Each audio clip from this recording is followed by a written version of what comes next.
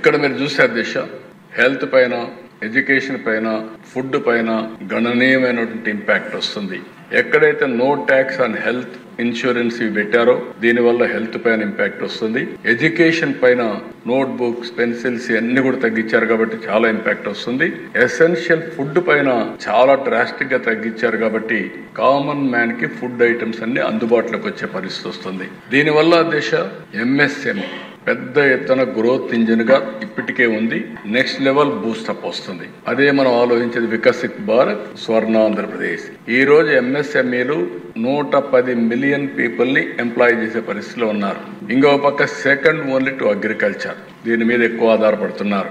ఈ యొక్క రిఫార్మ్ వల్ల unlocking cash flow 90% of tax refund are now paid upfront, providing immediate liquidity వస్తుంది.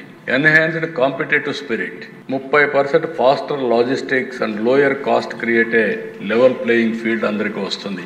Simplification of compliance, a simple two rate structure and auto approved registration reduces the burden on small business.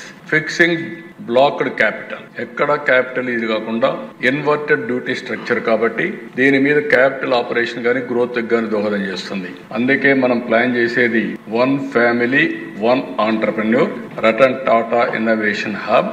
దీనికి పర్మిషన్లు ఇచ్చేది government of India అయితే జిఎస్టీకి 3 days అన్నారు. మనం 2 days లోనే permission ఇచ్చే అవకాశం ఉంటుంది. పెద్ద ఎత్తున one family one entrepreneur success అవుతుందని చెప్పి కూడా నేను మీకు తెలియజేస్తున్నా. దీనికి ఈ ఎకో సిస్టమ్ లో పర్ఫెక్ట్ గా పనిచేస్తుంది.